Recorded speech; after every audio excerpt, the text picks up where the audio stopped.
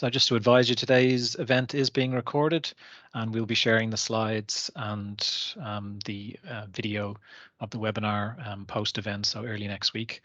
And just, the reminder, just keep your microphones muted, please, and turn off cameras. And feel free to post questions in the chat and also introduce yourself as well to other people on the event today and see if we can get some sort of collaboration happening.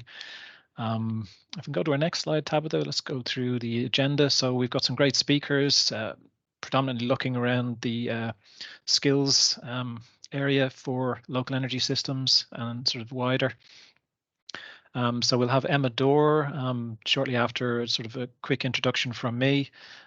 So Emma works with the Edinburgh Climate Change Institute, and she'll be talking about some of the work with the Edinburgh Climate Commission that she's doing.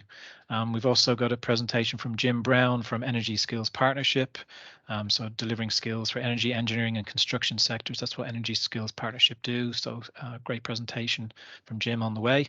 Eric Boynard, he's the Net Zero project lead from Scottish Engineering. So Scottish Engineering have got their route map to net zero by 2045 and some really good webinars to help your organizations upskill. And finally, Rob Hargraves will be joining us at 11:45. And Rob, who's previously worked with LESSIN, he is now moved on to our homes team at Energy Systems Catapult, and he'll be talking about some of the retrofit work that he's been doing as part of the homes team. And of course, the homes team have got the whole Energy Systems Accelerator based at PNDC Strathclyde in Scotland now, and the Living Lab. So make sure to check that out. So if we could move to our first slide, and I'll give you just a little bit of a background. If you're new to LESSIN, some of you on the call will be quite familiar, so please bear with me. But LESSIN was set up to help local energy systems flourish in Scotland through support and mutual collaboration. So the Team Scotland approach, harmonising innovation support, trying to bring various stakeholders together like yourselves on these events, and also provide one-to-one support to SMEs and innovators. We're building sort of networks and knowledge exchange. So through our LESSIN portal, which I'll talk about shortly, we've got various insight papers and previous webinars and knowledge that you can sort of have a look at and digest. Various programs and activities and events like this, and providing that one-to-one referral support to other support agencies in Scotland. If you could please move to our next slide. So this is what the portal looks like. If you haven't registered, I'll post the link in our chat today, and you can join. You're welcome to join us and complete your profile, join various groups and chat to other members. We've got over 250 members, and you can see what events are upcoming, and there's a monthly newsletter as well to keep you updated with all things local energy systems related. And if we move to our next slide, Tabitha. So here's the snapshot of where our members are based. We've got some members even in Europe as well. And the current membership count is 254.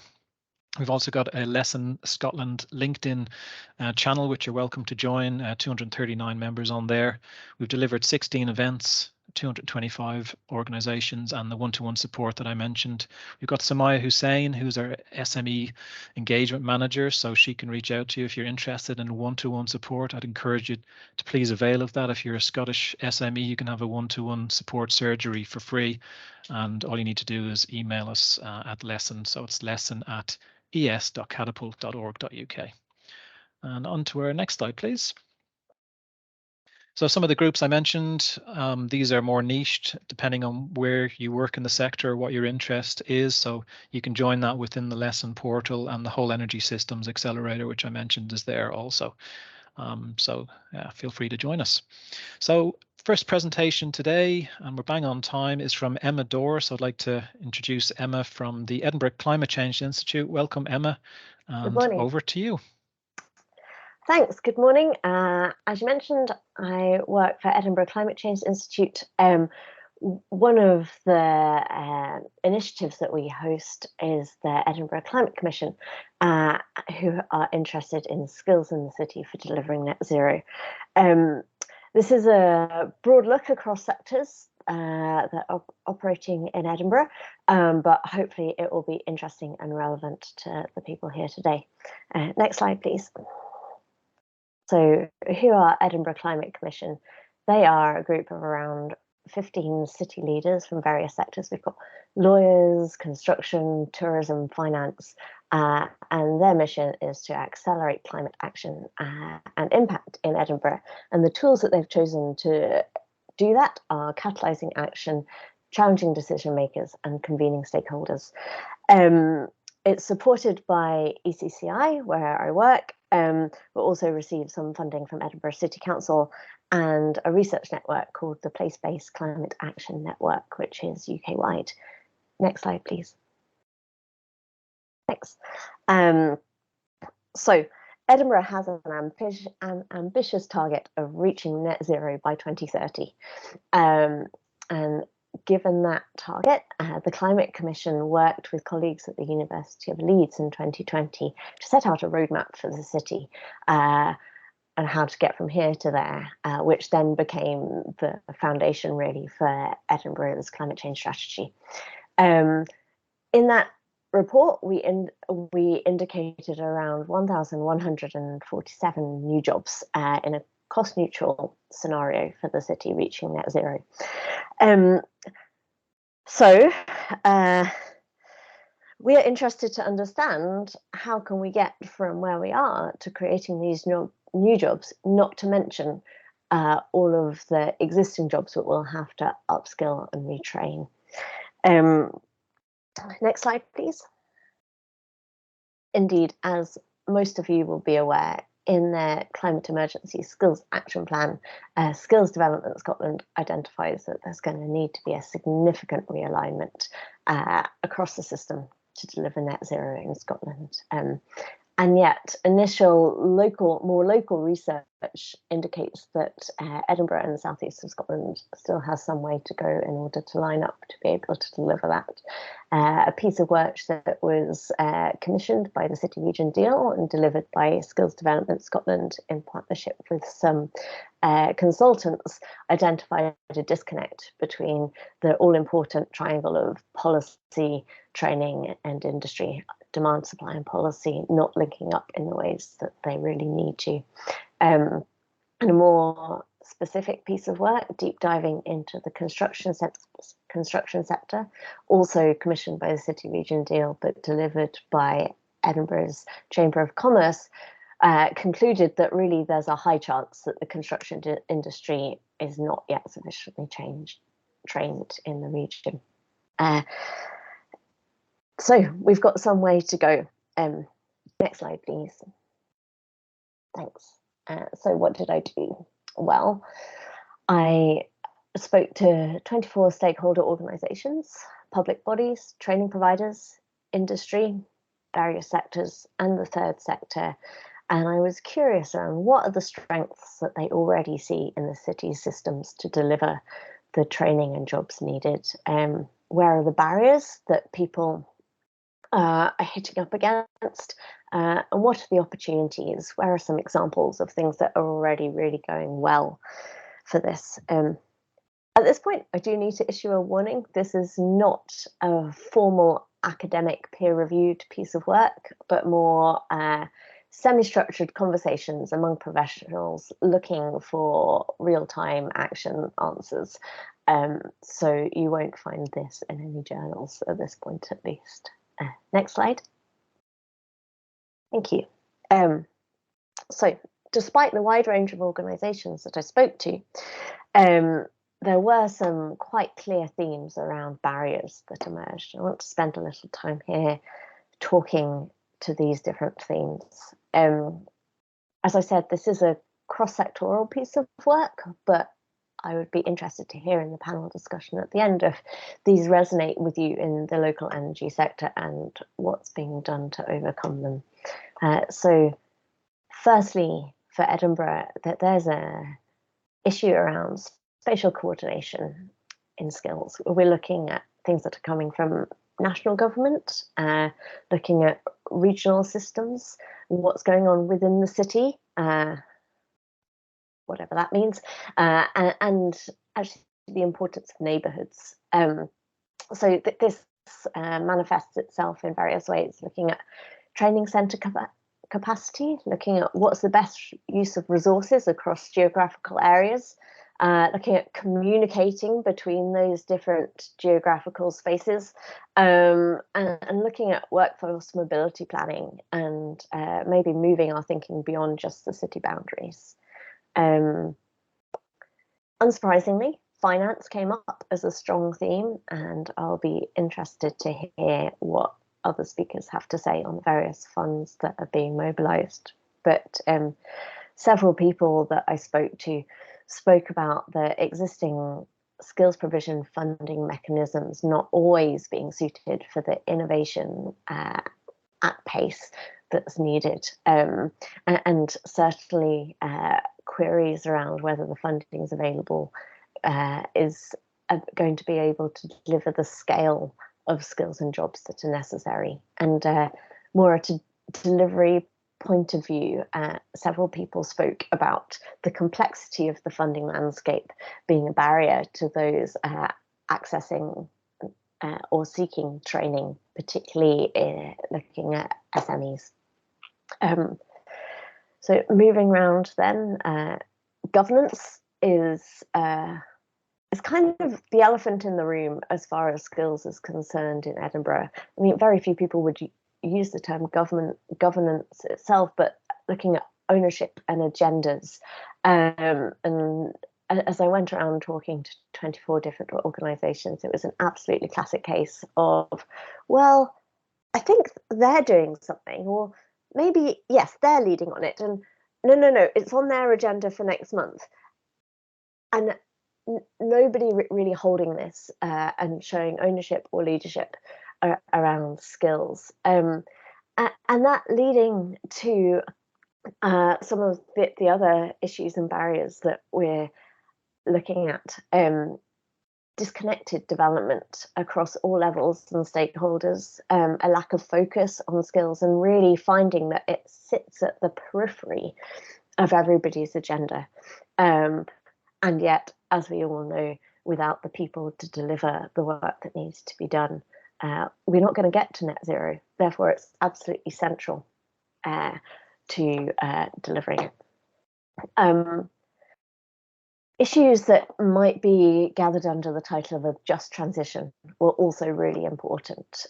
People with concern around jobs needing to be accessible, particularly looking at drawing in underrepresented groups, those far from the employment market or those on low salaries already, and the need for new jobs to be designed to represent fair work, jobs that are sustainable, jobs that pay a decent wage. And this really linked in with procurement and the importance of procurement and contracting requirements, and how that recognises that the local community and those who aren't currently accessing the big contracts and labour markets. This next one will be familiar to any businesses in the room, and just the context that we're operating in at the moment, post-COVID, post-Brexit, energy costs being a massive challenge to businesses, and that leading to a deprioritisation of green issues. A high proportion of Edinburgh's businesses are SMEs with very small profit margins. In fact, some of the major companies also have very small profit margins, and asking them to invest in something in the longer term doesn't chime with their current priorities. Also, some people just focusing on trying to maintain business as usual with current labour challenges. I think another thing here that was maybe a bit less concretely expressed was multiple parties in that triangle of policy, demand and supply really clinging onto their historical priorities, things that they've always done, and culture of not wanting to leave behind things that have been important.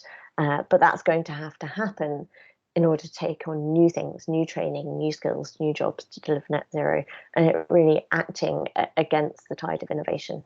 And then finally, looking at timelines and risk for all parties. The major ones being really around the training development, accreditation, delivery, recruitment. That takes time. And when we're planning, Edinburgh is currently developing a city master plan, those timelines need to be embedded in that plan. They need to be recognised when procurement going through their processes, so that we don't end up demanding things that we can't deliver. Public sector decision-making timescales being an issue felt with some actors in the circle, and maybe being a bit of a barrier to delivering what they see needs to be delivered and want to deliver. And a lack of concrete city-level data also causing a climate of risk and uncertainty, not knowing exactly how many and what jobs and when. And as will be no surprise to anybody here, just a clear theme around industry needing clear communication at the earliest point from local and national government around timelines in order to minimise the business and investment risk that's needed to be offered. So, quite a few barriers there, not a small task to overcome and deliver a smooth pipeline. Next slide, please. Thank you. And there was less cohesion around what people were saying in terms of strengths and opportunities. And yet there were three core characteristics that came through in what people were offering as either examples of what's worked in the past or what they can really see as being necessary to deliver a successful pipeline in the future. And that's to do with enhanced collaboration across geographical timescales, across sectors, helping people to share the risk and to add value to what they want to do. Looking at greater coordination between levels, but also looking specifically at a strategy level. What does it mean to have increased coordination to integrate skills in all the relevant spheres? So, for example, one thing that's really come up in Edinburgh is the community wealth building agenda, and that there are clear ties between that and the development of green skills, but that at a strategic level, those have yet to really meet and integrate.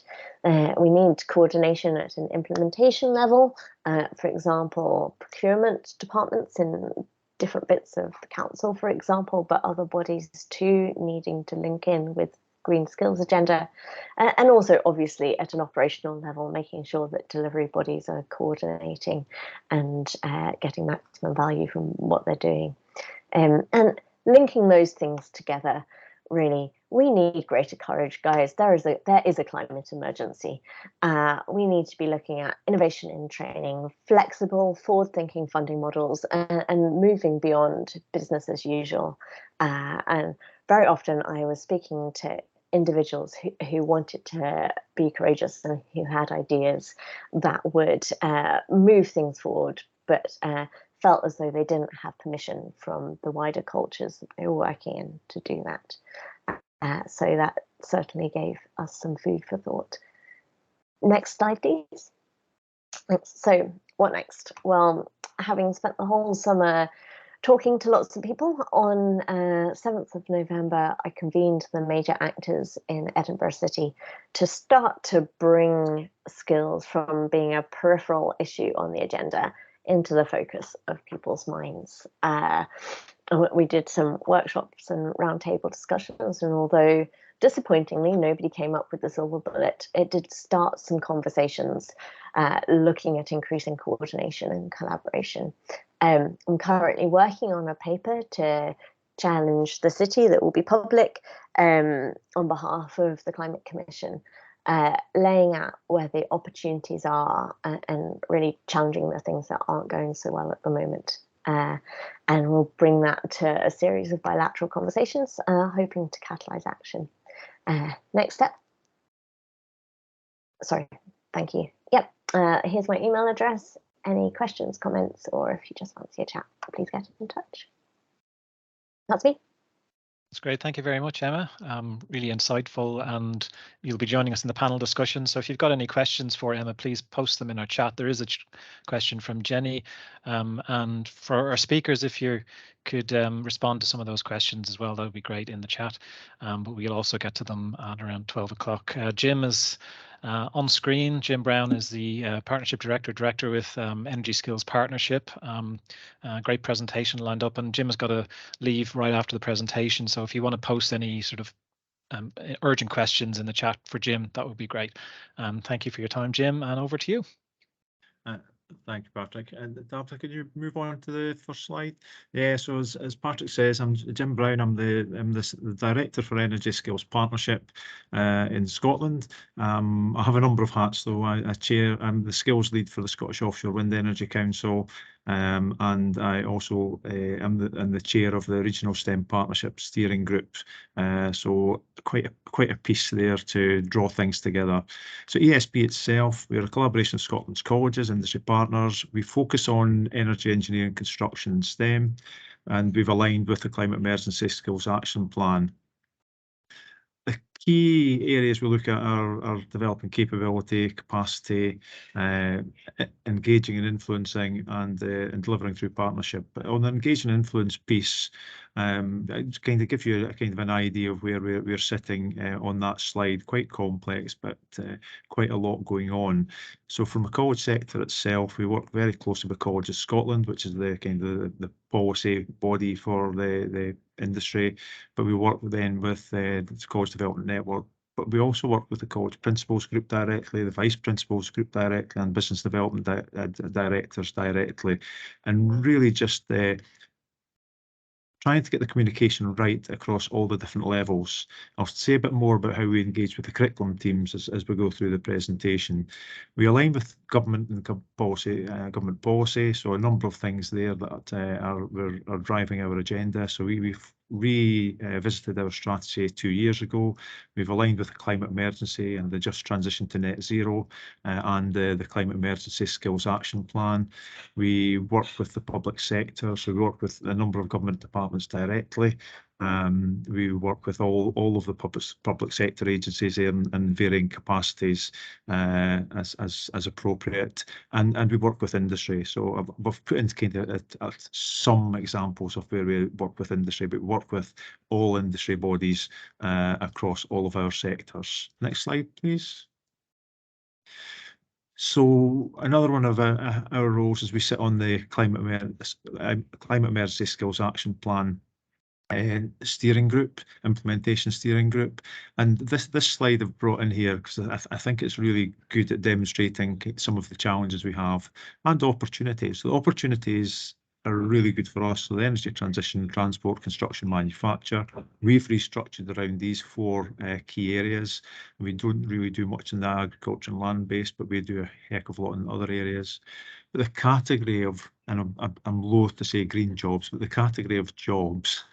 So there are a number of new and emerging jobs that are coming through, and we're trying to understand and develop the capability and capacity and curriculum in advance of these coming through. There's a number of existing jobs which need the skills enhanced. So we're doing quite a lot with plumbers and electricians, etc. at the moment. And then there's the existing jobs that just need more of if we're to meet the net zero targets that we have. Next slide.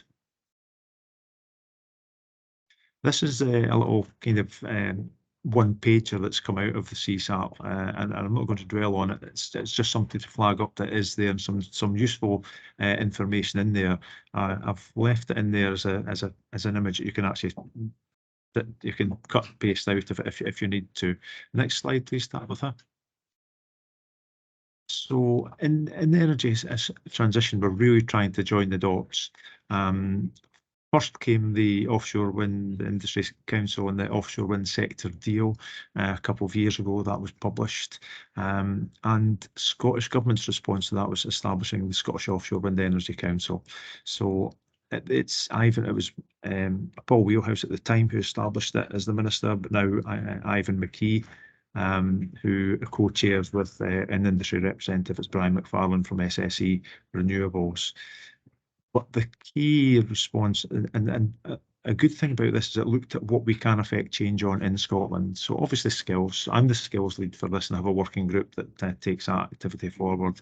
But the supply chain and cluster are key to that, the developers are key to that, and the innovation is key to that. And then obviously the barriers to deployment. So there are leads for these 5 areas, and we are working very closely with the supply chain and clusters piece because we need to support them to get the skills in the kind of indigenous companies. But we're also working with developers from a funding perspective and a joining up piece. And I'll have to say a little bit more about that. But the last year, the North Sea Transition Deal came in. So we were also sit on the Energy Skills Alliance was set up as their response to the people and skills challenges there.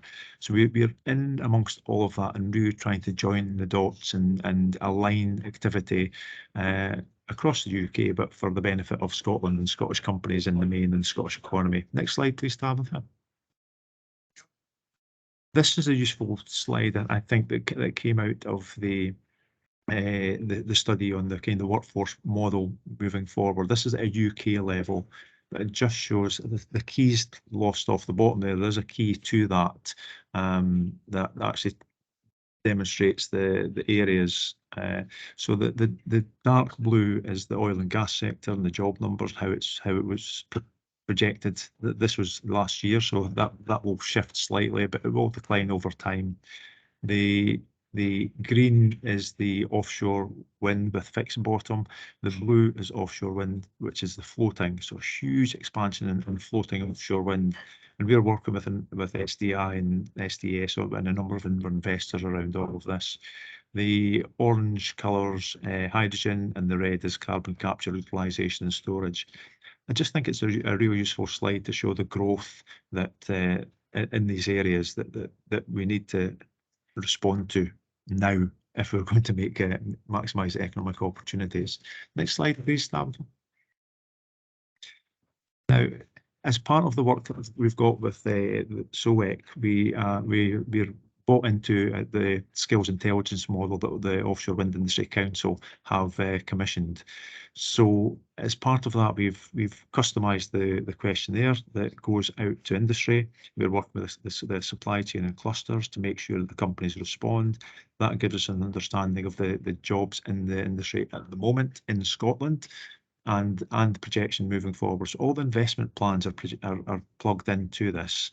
And you'll see there that kind of the investments over the next through to 2035 are significant. So 91 billion through to then, and the kind of the jobs curve that we need that corresponds to that. We think that will shift. Well, we know it will shift because everybody's planning everything to happen at the same time. That just won't happen that way. But it still gives us a good indication. And there's a skills gap analysis that comes out of this as well that shows that where the gaps are, and big gaps in professionals and skilled technical workforce. But there's a lot in the other areas. Next slide, please. So SOEC itself, the top line there's really key, and it is the partnership between government and industry, is to establish a world-class offshore wind sector, and it's about maximising the economic opportunity. Next slide, please. And if you, so the skills group activity and the work that we're taking forward. So the skills intelligence model, we've given you kind of a flavour of what that presents and the intelligence that it gives us. Really phenomenal. We're developing a skills portal for industry and individuals to make sense of the whole opportunity and the whole Scottish skills landscape, because it is quite complex. And then building the whole skills capability and capacity. So as ESP, we kind of lead on this, and we've established a number of training networks. Some of these are well established, some of these are new and emerging. Fabrication and welding through discussions with inward investors. Composites is in talks with blade manufacturers. Hydrogen's in discussion with government and industry, and there are many more that we're looking after. We are absolutely backing the Climate Emergency Skills Action Plan. We are supporting STEM activity across the piece. So as in Scotland, we run the first LEGO League for the Institute of Engineering Technology. We are developing we've been brought in as a competition organisation partner for World Skills UK to establish. Sorry for the background. We see this is probably going past for the wind sector, and we are considering re-establishing. A number of years ago there was a Junior Saltire Award, and it was really good, so we're thinking of reinstigating that. We've got a big piece on diversity and inclusion, and there is a best practice guide there that's been developed at a UK level, and we've had a number of summits. We had the supply chain summit, had the skills summit a couple of weeks ago in Aberdeen, and we've had a number of two now supply chain and cluster summits, 17th and 23rd of this month, with over 400, almost 500 companies engaging with all of the wind developers. Next slide, please, Tabitha. But we want to get a bit more ambitious. So a number of things that we've done as a skills group is there is a collaborative framework for developers that they've signed up to that focus on ports, harbours and manufacturing. We've convinced them to bring skills into that piece. We are developing principles of engagement for companies. We've proposed developing a co-investment fund with the private and public sector to utilise the funds that these developers have. We're proposing that we develop a skills support framework for industry, and the portal and the skills intelligence model have already touched on, but we want them to be maintained and updated on an annual basis to give us that richness of data and more accurate information on an annual basis. If we move on then, please, Tabitha. In transport, I'll just touch on some of these other areas very quickly. We're working very closely with Transport Scotland. We've established an automotive training network that is, we've trained every college lecturer in the EV training so they can deliver the training.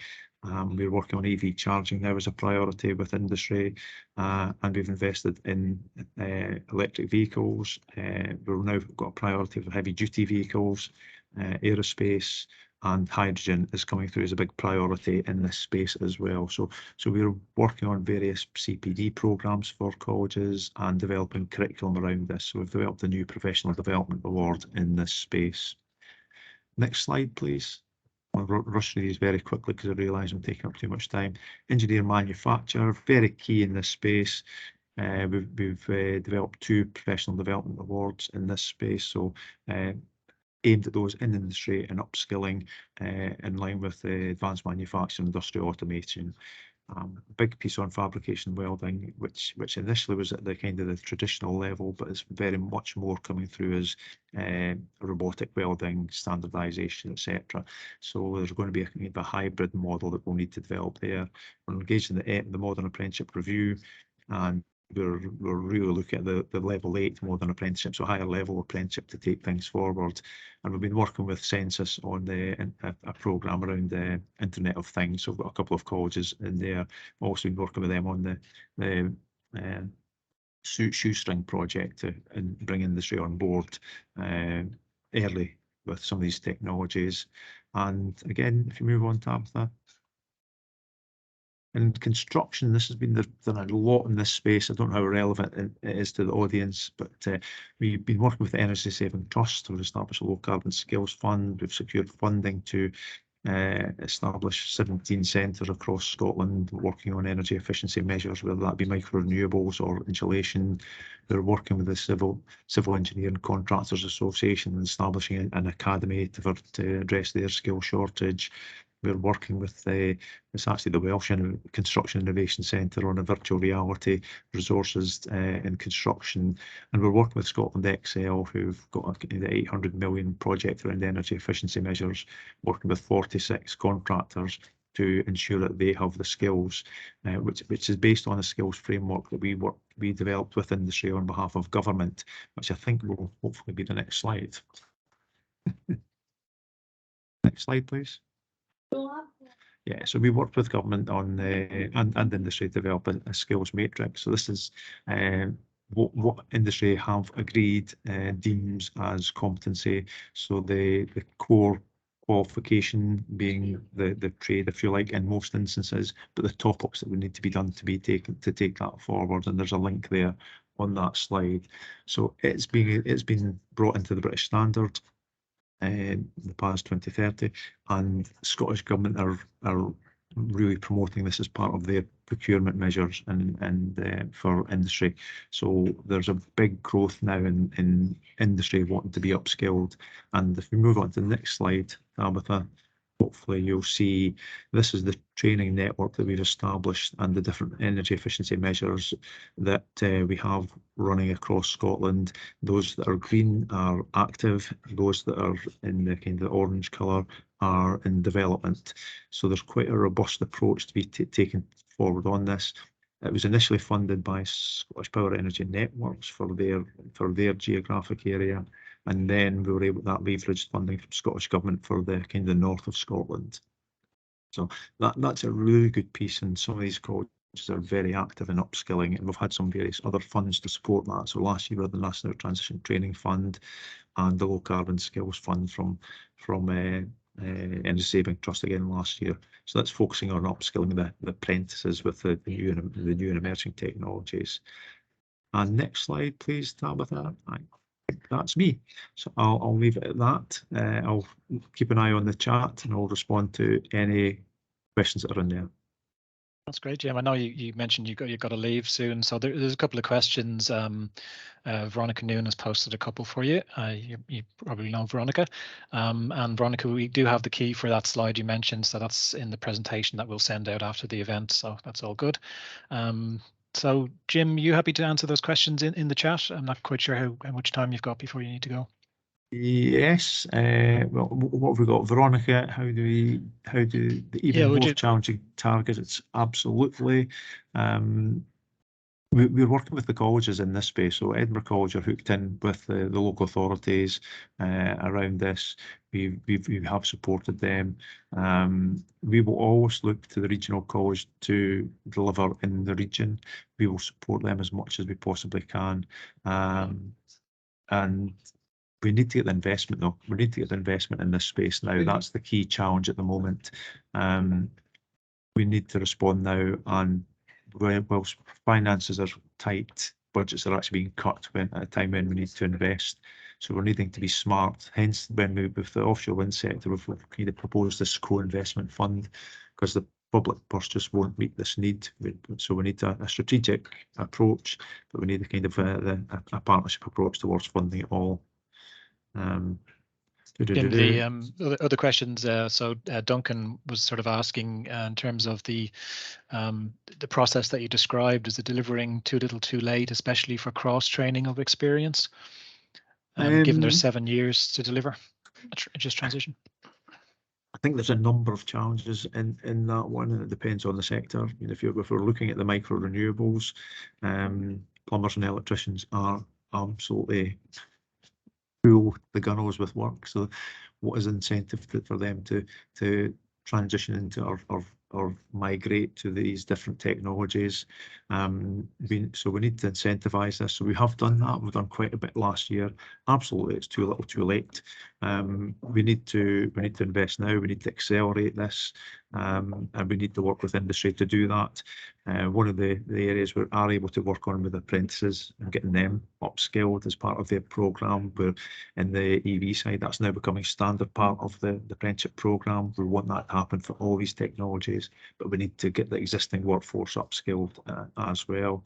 And in other areas, we're just going to need thousands of new workers, and we need the appropriate interventions to support them into the workforce. So some of these are investors, some of these are Indigenous companies, but we just need a toolkit that can actually meet Scotland's skills needs for all the different players that are in this space. And we need to inspire the future workforce, and we need to provide robust information, advice and guidance so that youngsters can make an informed choice as well as the existing workforce.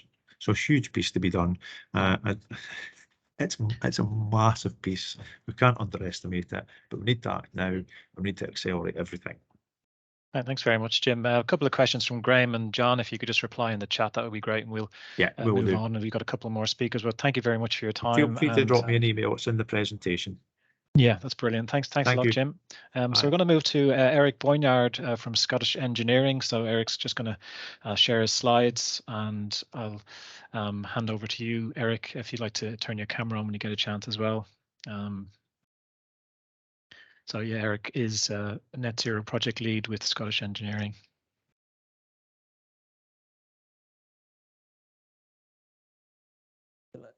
Slide. Yeah, I can hear you. Just can't see you, Eric, at this stage. Yeah, but can you see the slides? Am I Yeah. showing my screen? Yeah, that's all good.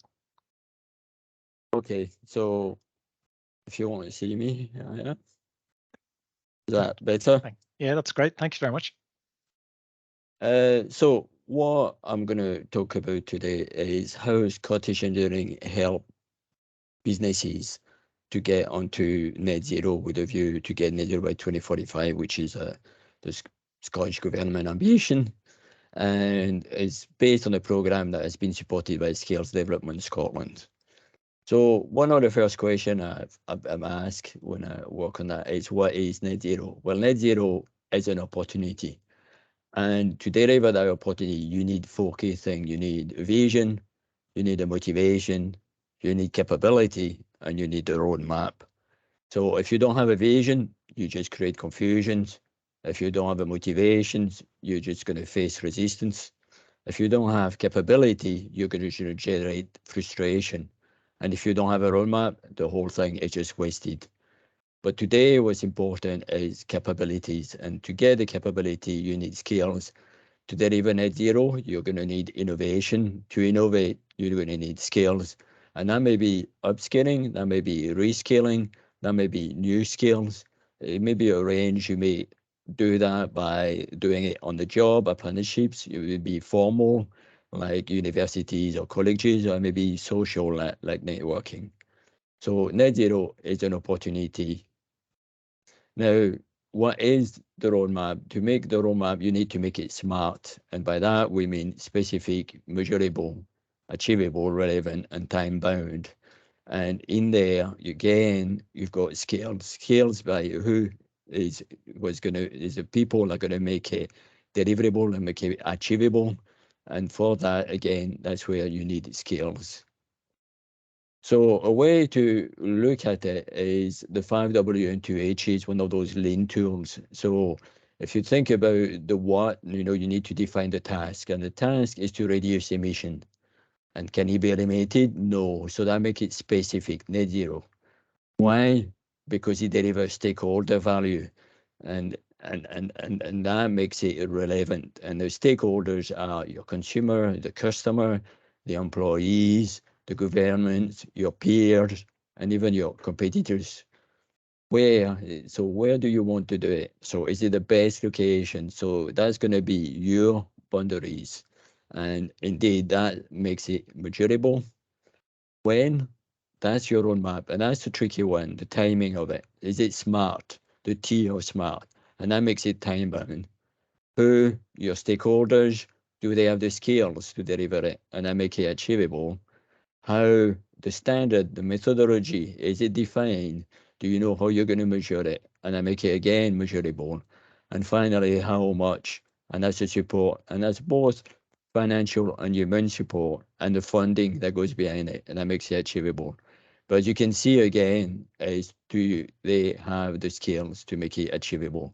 Scale is another cornerstone of this process. So to support businesses, we've developed a 7-step process, that deliver a smart roadmap to net zero. And the first 3 steps, which is about the vision, the timing, the boundaries, the good thing about it is they are consistent regardless of the methodology, regardless of the standard use, because they all converge on those principles and they all converge on the boundaries. And then you need to select the methodology, and that's where it can be tricky. But once you've got a methodology, you allocate the resources, you track your process, and you verify compliance. So 7 steps to deliver a smart roadmap, a roadmap that is required to deliver or to achieve the opportunities.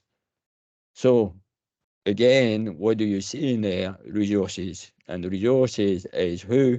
and that makes it achievable, and it's a people, and the people require skills. So what is our support program? How do we help? So we have two prongs to it. It's one, we've been running webinars, and you can go and get access to both the recording, the videos, and the slides into the microsite in Scottish Enduring. And to date, we've delivered actually 13 webinars, because the last one was this week. And the other program we're running, because the webinars, even when they are specific, like maybe standards or offsetting or that sort of things, then they are still generic, because we want to address a broad range of businesses depending on where they are on that journey. So in parallel to that, we've run a one-to-one program, and we are almost 200 one-to-one to date. And that's what we're doing, is really more understanding businesses' specific needs.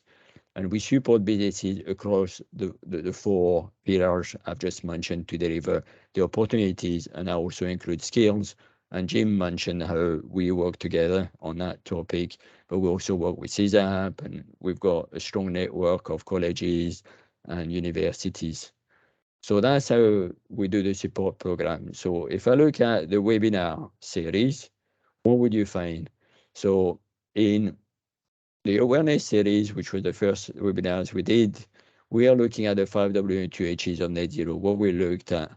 And then the webinar one, we focused on the why and the what, and that delivered the vision and the motivation.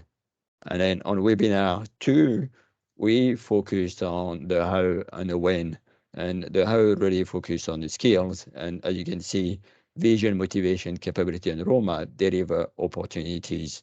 And again, skills a cornerstone of this on how you can deliver that opportunities. Then we went and did a chapter series, and that's something again that Jim alluded to, between transport, electricity, wind, agriculture. But that was based on the climate change plan of the Scottish government.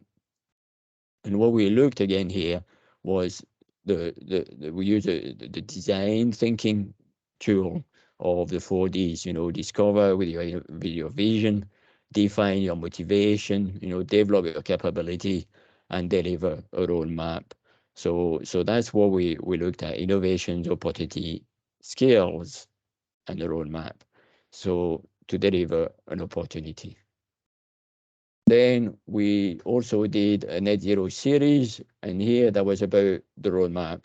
And the roadmap in two folds, one about the methodology. So what standard do you use? And we looked at 4 key standards, but where do they converge? Where do they diverge? When do they make sense for my business? Where am I on our road?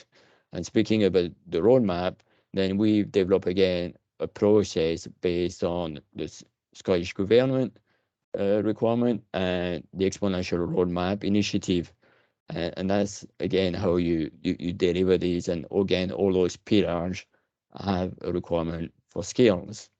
So that was our net zero series. And then we looked at the feedback series, and again, as I mentioned, you can get access to all those videos and slides on your microsite. But in the feedback series, we were more focused on our own roadmap, and by that I mean Scottish Enduring and how we go the process. We looked at solutions and how you go from ambition to solutions. We looked at offsetting, and this week we looked at cost and how net zero is a way to achieve cost savings. But more importantly, in that feedback series, we're sharing webinars with actual businesses. So we've had Diamond Power, we have the Texo Group, where we had RWG, and they explain their roadmap, their journey to net zero. So that's the feedback series, which is currently ongoing. So that was a summary of what you can find in terms of webinars and in terms of support. As I said, you can get access to those slides. When you get access to those slides, then if you see something of interest to you, then you can revert to me and say, look, I've seen that, I'm interested, can you tell me more about it? But more relevant, I suppose, is the one-to-one support. And that could be one-to-one support in terms of starting the journey. It could be the one-to-one support in terms of skill and upskills and reskillings and funding and support, or it could be one-to-one support about finalizing your roadmap if you are already on that journey. So as mentioned, we've had almost 200 of those to date, and we keep on working on those. But what are our learnings? Our learning is people care about net zero, and organizations are taking actions and taking measures to get there. And those organizations recognize that a smart roadmap is what is required to get there, to focus the minds and to get both engagements internally with your employees and also externally with your supplier, your customers. And finally, there is an understanding that once that roadmap, that ambition, and that view and where you want to go, where you want to be, where you are and where you want to be, to marry both, to link both, you're going to need skills, because you're going to need innovation, and innovation needs skills. So that's the key learning from a one-to-ones. So what are the takeaway from today on skills? So if you think about net zero is an opportunity where you need to find desirability first, and that's a why, that's your vision. And it needs to be feasible both human and financial and organizational. So you need to have the organization, you need to have the skills, and you need to have obviously the ambitions. That's the what. And then it needs to be viable. And to be viable as a how. So how are you going to do it? Again, you're going to need skills to get there. So you're looking at your consumer, you're looking at the customer, you're looking at the suppliers, and last but not least, you're looking at your own business. Does your business have the skills? That's the question today. So that would be the takeaway. So I would like to thank you all for taking the time to listen to me and for listening to invite me to talk to you. Here are the details of Scottish Engineering where you can reach out, and we'll be more than happy to support you into a one-to-one. That's great. Thank you very much, Eric. If our presenters, if you wouldn't mind sharing maybe your emails in the chat as well. So if people want to reach out directly, they can. We'll be having some more Q&A. So please keep posting your questions in the chat box, and we'll get to as many as we can. We're a little bit behind time, but it's time to introduce our next speaker, Rob Hargraves from Energy Systems Catapult. So he's going to be speaking about retrofit skills. So good morning, Rob. How are you? Nice to see you. Morning, Patrick. Morning, everyone. Thank you for inviting me along. How many minutes do I have then? Is it finishing at 12, or I can go over a little bit? We can go over a little bit, Rob, so that's fine, yeah. Okay.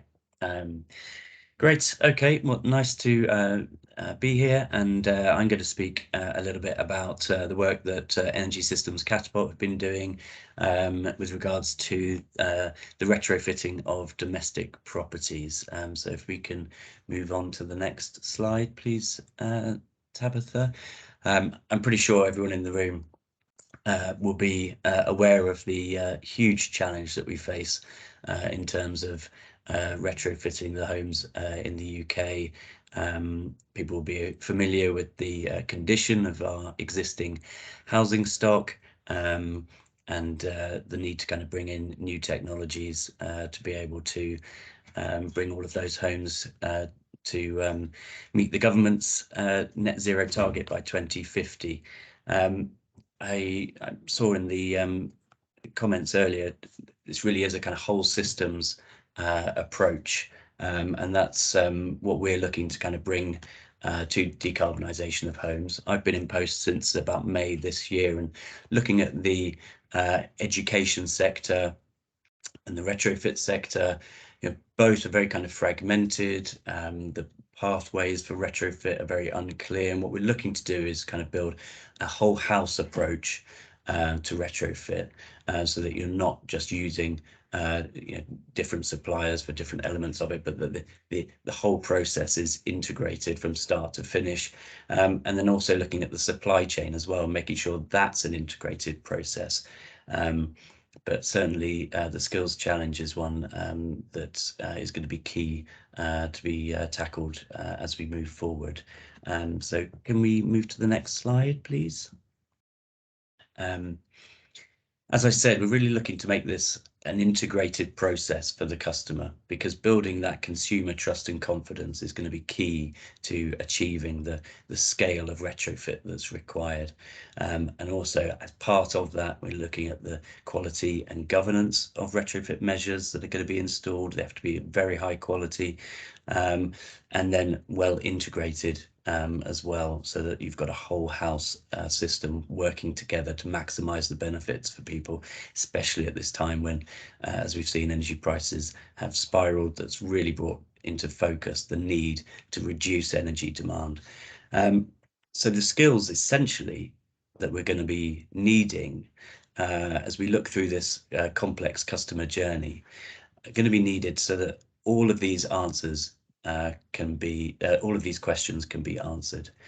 So that means that you've got installers who are able to kind of translate the requirements for people's homes so that people can understand what's going to be required in terms of retrofit. You've got the upheaval, the disruption to deal with.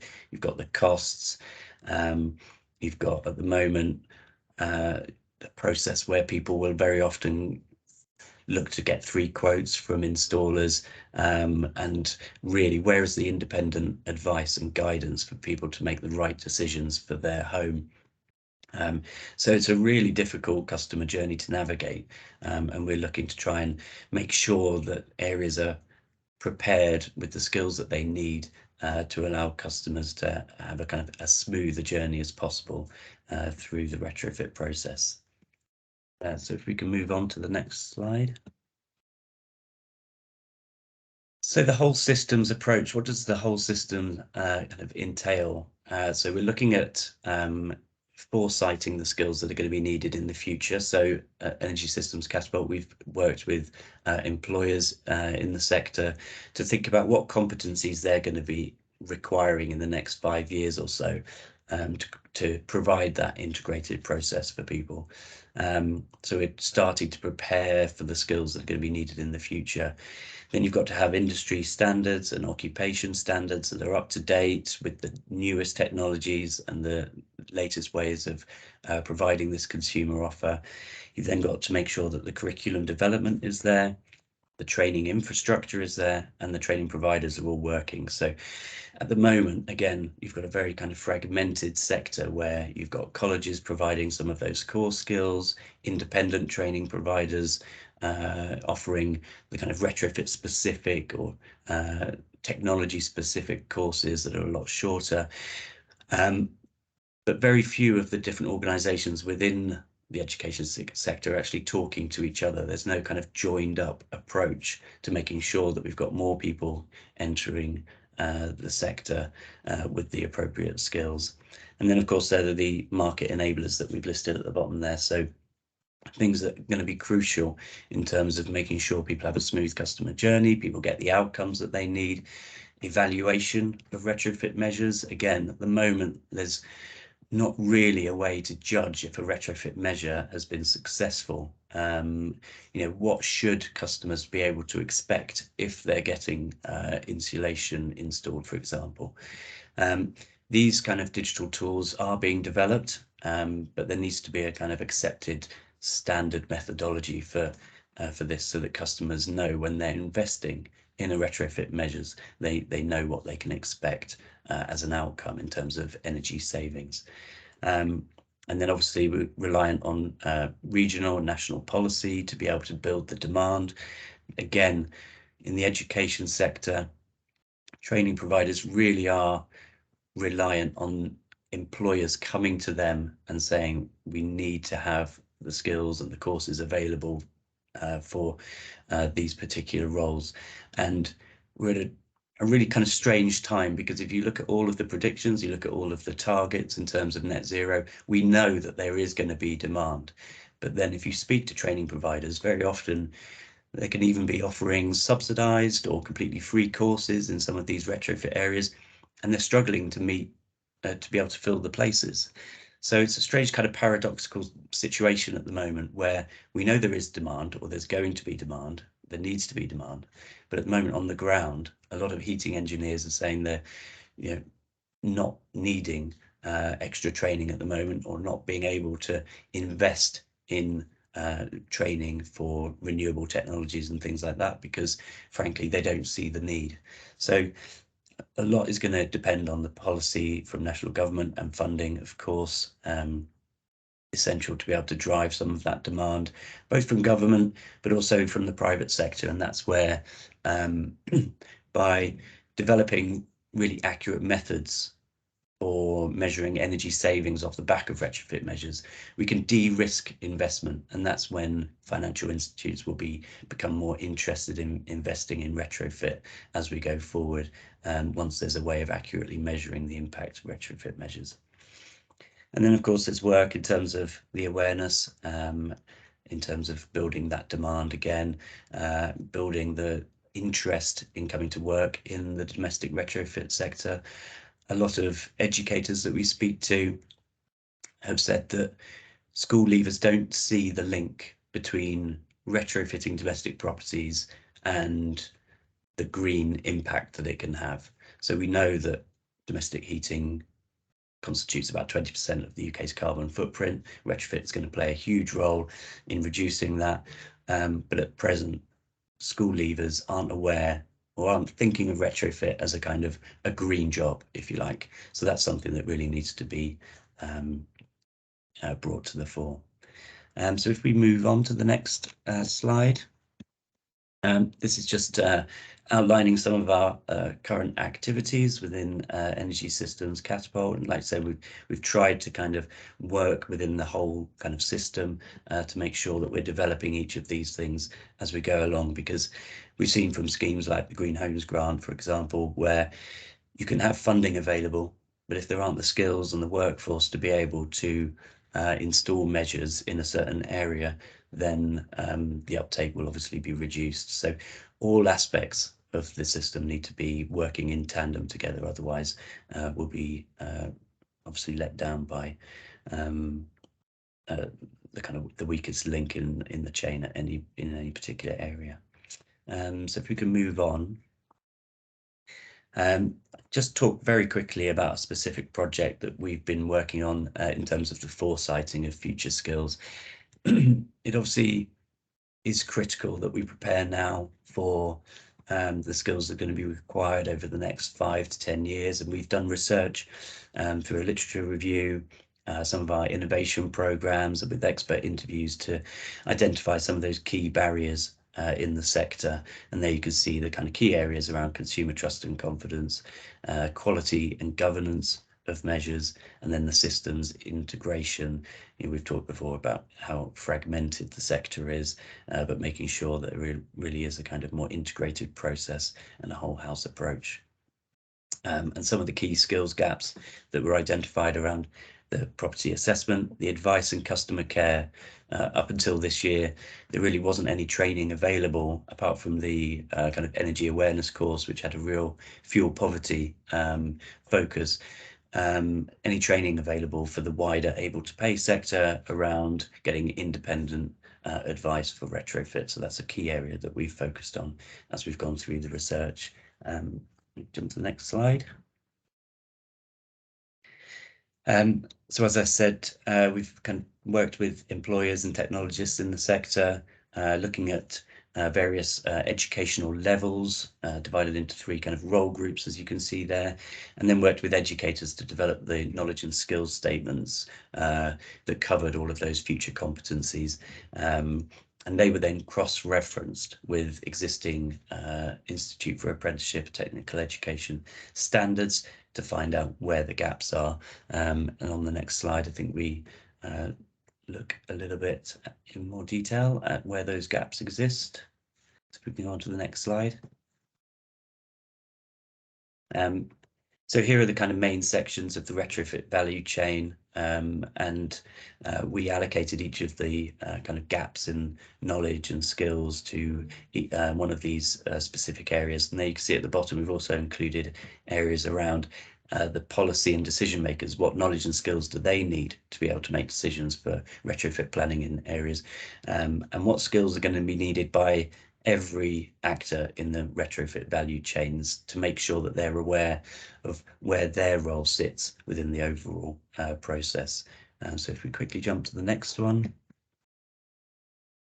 Those kind of key overall kind of headings of the retrofit value chain there. You can see most of the gaps exist around the installation process and the customer engagement. And then the third kind of biggest area was in the post-install services. And that's where I think we're seeing there's a real lack, excuse me, of skills in terms of evaluating the outcomes for customers from retrofit.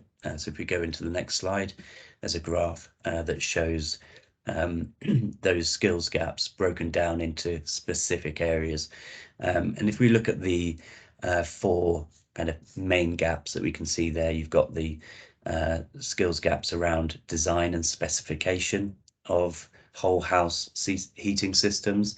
So that's where you might see a difference between, say, gas engineers who plug in the gas boiler, and historically there hasn't been too much concern over the overall system efficiency. Well, if we move to heat pumps, for example, the heat pump can't just be put in, the whole system needs to be designed and specified as a whole to make sure that it's run as efficiently as possible. There's issues around accuracy in assessment and surveying. And then the other two around technology choices and customer need analysis. Really key, I think, to highlight this kind of customer focus on skills, because at the moment, like I say, there really isn't any training for people to be able to work as, say, retrofit advisors, energy advisors, providing independent training, independent advice to homeowners to be able to make decisions at that early stage and understand and kind of accept, you know, how difficult the journey is going to be, what the disruption is going to be, how much it's going to cost, what they can expect at the end of it. So those are the kind of key areas that were identified through the program that we've been working on, and that's given us a list of the knowledge and skills statements that we can hopefully work with IFAPE to kind of bring in to new training curriculum as we move forward. So if we go on to the next slide, I think that might be it.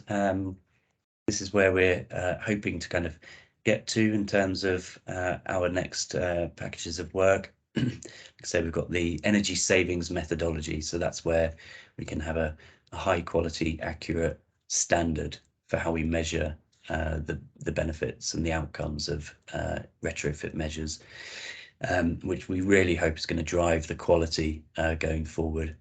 We're working to develop the training standards going forward for the future requirements in the sector, and then looking to build a kind of coordinated approach as well nationally, because at the moment when we talk to combined authorities, regional energy hubs and devolved governments, there's lots of really good work happening in the sector.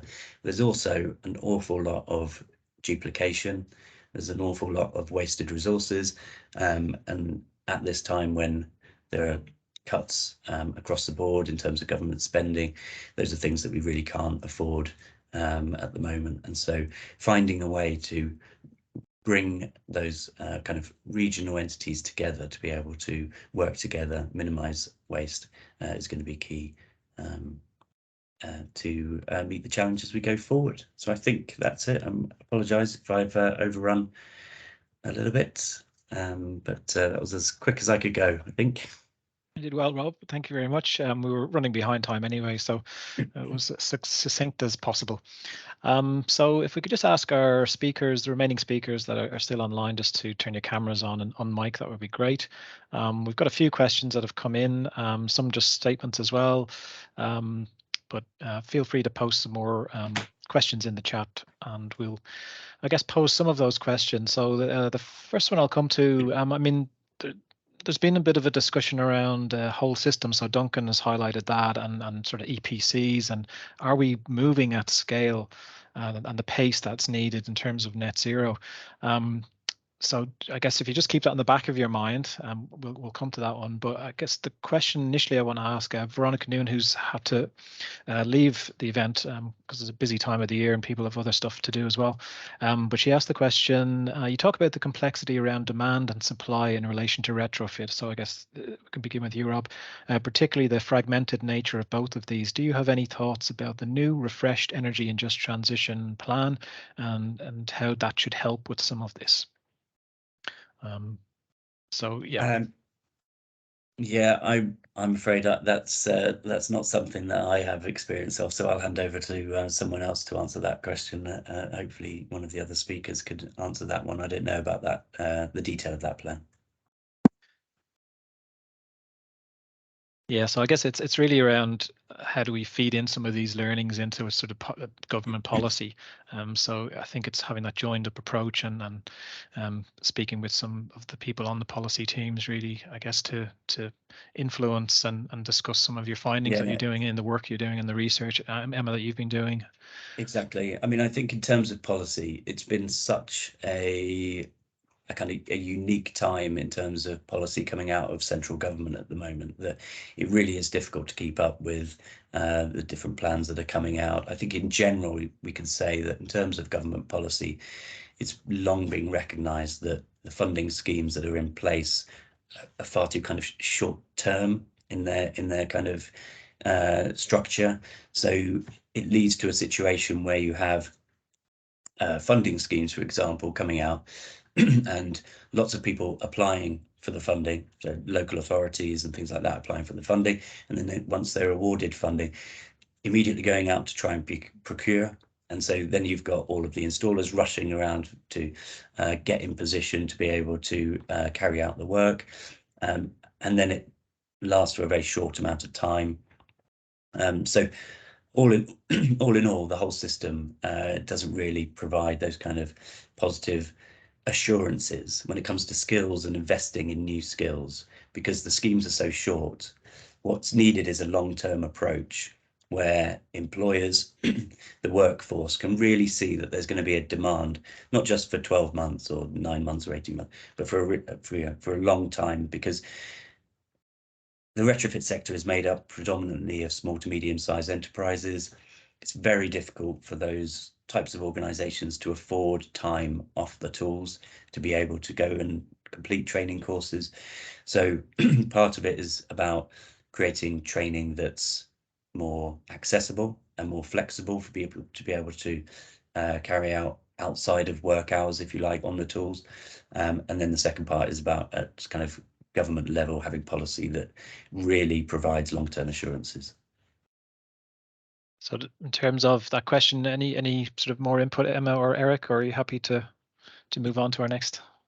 You happy to move on? I think in terms of the just transition in Edinburgh, having acknowledged that the just transition really needs to be part of our governance structures and going right down from when the plans are being made at the moment to the delivery. We've recently had a bit of review of where we started out, which was the Just Economic Transition partnership group sitting separately from heat and energy, transport, etc. And we've reviewed it to really say actually the just transition needs to sit embedded within each of those groups at a governance level. And we're currently working, I say we as if I'm in charge of the city, they are currently kind of reconfiguring things to see, well, if we try this out, if we make just transition integral to our discussions from the start, and I think I mentioned in my presentation, there's been some initial thoughts about linking net zero with the community wealth building agenda, and Edinburgh has a strong poverty agenda at the moment, just trying to fit those in together at the top, but then also talking to the voluntary organisations council about implementing that in the most effective way. And I know that as we kind of get cracking with trying to get some projects going in the next year or so that we'll be watching carefully to see how that has an impact on what's being done. Great, thank you. I would support and I would agree with what Rob just says. I think we need to realise that SME don't have the resources, neither financial nor human, to go through that. That's the challenge they are facing at the moment. And the idea is, how do you go around that? And that's something, ESP, like Jim and sales and other are working towards, which is like, how can colleges provide that training? Now, in the research we've done and looking at reports, there is two things. I think a quarter of 35% of employee wants to work for businesses that have similar value than themselves, and consumer are going for net zero. They want, so if you think the consumer is the employee, is the voter, so that's one and the same thing. And the other thing is 3/4 of those, 75% roughly, are saying that they are prepared to gain those skills in their own time. So going back to Robbie's, just like, how do you gain those skills outside of tool time?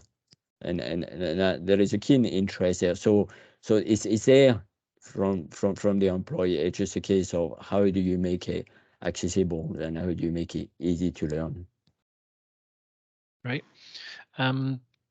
There is a question in terms of transferable skills from John McGuinness. So he's asked, in terms of training initiatives, is there any focus on developing those transferable skills that can be used across sectors and to support the integration of technologies to deliver flexible energy solutions? So it's kind of a tricky one to answer, but I guess if you're aware of that sort of focus, I mean, there has to be transferable skills, I guess, coming out of oil and gas industry, moving into the energy sector and various different sectors. And it's not all necessarily just about installing technologies. There's other softer skills as well. How do you bring various people together? How do you coordinate this activity? That's been a sort of a common theme today in terms of having a joined up approach. We talk about the joined up approach, but ultimately it's around people connecting to say, yes, we want to invest, we believe in this, and having that sort of common language and having a whole systems approach. So I guess if you're working in one part of the sector, that you're aware of the impact that's going to have in others. And we see that in the work that LESSIN is doing. So I just curious to see sort of if you have any thoughts on that. I think, Emma, at the beginning of your presentation, you were wondering in terms of your research, how does that transfer into, say, the insights that we're getting through LESSIN and working with various different stakeholders. And I guess it's for us, we do have people looking for funding, they want support, they don't have the time necessarily to, or the person to be able to look at net zero specifically, but it's on their mind and they're aware that it needs to happen. Local authorities have got an LHES requirement, legal requirement in terms of an LHES plan by December of next year. So it's how do we provide this sort of joined up support? And I guess, have you found any insights in terms of the organizations you've worked with or the people you've worked with and how that could be brought together? I can just, in terms of transferable skills, at present, the standards and the knowledge and skills statements are written in a way that it's very difficult to be able to kind of take a view of what courses are needed to be taken by people to be able to upskill. So if you take the workforce of, say, gas engineers, they'll have had, taken certain courses, gained certain qualifications. What skills do they then need to be able to move over into installing air source heat pumps, for example? So there's quite a bit of work at the moment, and it's involved in the kind of foresighting work that we're doing, where the knowledge and skills statements and the taxonomy used in those statements is being standardized, and this allows for the different skills and knowledge statements to be kind of compared against each other, so you can identify, okay, these are the ones that are required by a gas engineer, these are the ones that are required by an air source heat pump, and you can see exactly where the courses are, where the gaps are, and which standards they align to. So there is work being done in that field to try and make it more possible to see what skills needed to be can be transferred over and which ones needed to be added to existing skills. So there's that.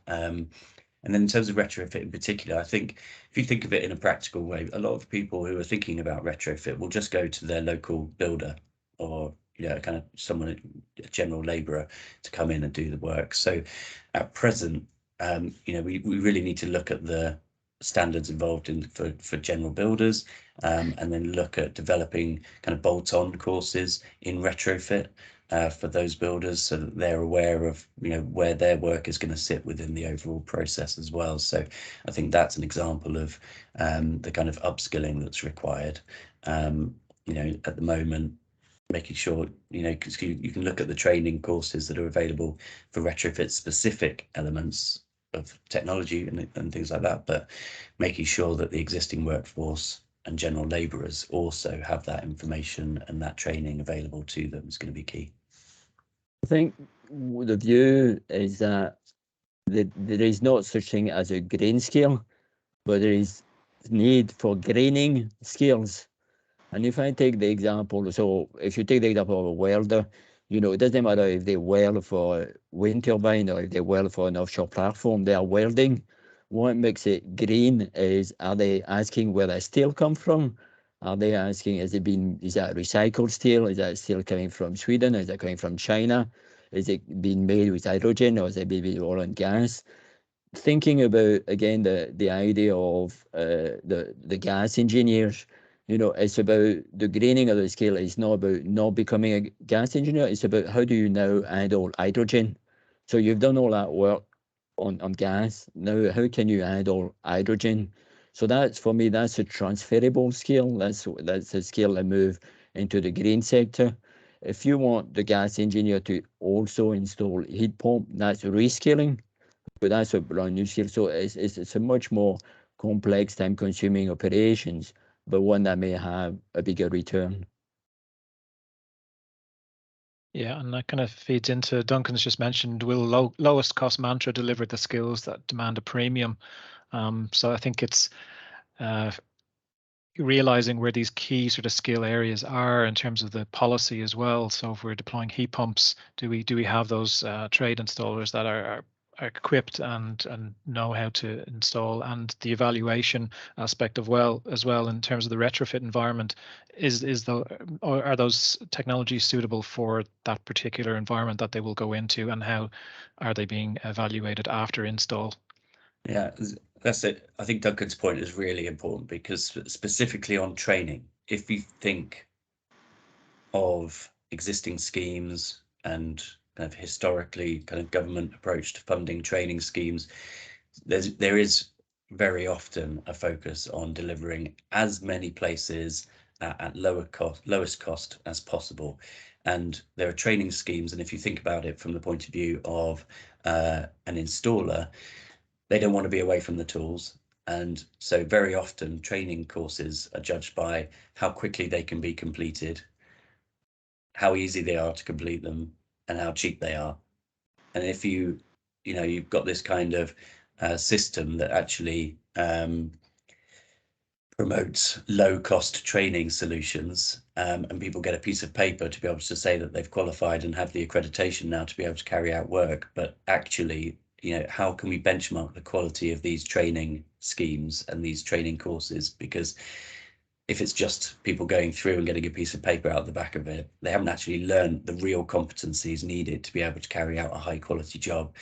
And so that's where, again, measuring the outcomes for people in their homes, evaluating the outcomes and the savings from a job, and try to link that back to the training that's been done by the installer is going to be key to driving up standards and seeing, how, being able to determine the quality of these training schemes. Because if you look at the landscape at the moment, you say, oh, well, there's training out there for those roles. It exists out there. Yes, but is it actually teaching the competencies that are needed, or are they just quick and easy and giving people a certificate at the end of it without actually giving them the competencies? So trying to turn that away from lowest cost round to actually high quality training that's put in place for people is really, really important. Thank you, Rob. So we're kind of coming to the close of our event. Probably have time for maybe one more question. And thank you for all of you that have attended today and asked some great questions, and for our speakers. So just to mention that, I know it's a busy time for everybody. I guess one of the things I was thinking, Emma, in terms of the research that you're doing, and you're creating a paper, you mentioned lack of city level data, the decision making, the leadership and the ownership of that net zero agenda that's needed. Do you have any sort of idea at this point how some of those things could be tackled? I mean, I think there are organizations that are working in terms of say the DNOs, for example, are working on open data around the energy systems. Energy Systems Catapult is working in that regard. So there is sort of various little pockets, but will you have a recommendation as part of that paper as how to bring some of that or those organizations maybe together to help Edinburgh, for example? Yeah, we're currently developing those with the key actors in the city. What we understand is that it's better if answers come from the people who you're telling to do things. And so it's about really asking the right questions and highlighting the importance of skills within the various systems that people are currently have their eyes on, and then creating those linkages. Nobody wants yet another governance group, yet another meeting to attend, yet another set of things that you have to jump through. So for us, it's about really identifying who the key players in the city are, and how those relationships and those interactions already work to kind of build on the institutions that are already there, and acknowledge the good work that is being done. So, for example, with a mind to the just transition, generally looking at the current employability systems and frameworks that are in place in the city, and saying, okay, well, how do we turn those towards looking at green skills, and make the link with the net zero strategy and that kind of thing. There are we're not at a place where we've got clear kind of recommendations, and in actual fact, the data is the one that most people are still scratching their head a bit about, and where a lot of the risk is perceived. Okay. But as you mentioned, it's the sector-based agencies that are looking at it, and yet from a place-based lens, which is where we're coming at it from, very few of those sector reports break it down into, well, what does that mean for Edinburgh? You look across the UK or across Scotland, or at best southeast Scotland and Edinburgh, but what does that mean for joining up businesses and Edinburgh College and the local authority and the charities and things? So just kind of trying to unpick that, and working closely with Skills Development Scotland and the different sector bodies to do that. Okay. Well, great. Thank you very much. Any final thoughts from anyone before we finish? Just to quickly mention, our next event will be December 13th, focused on innovation, our next lesson event, and it's from 11 till 12:30. We'll be sending out invites on that early next week. Yeah, thank you for your time, and thank you for all that have attended, and I hope you have a good rest of your day. Thank you. Thank you. Thanks very much. Bye. See ya. Thank you. Thanks all.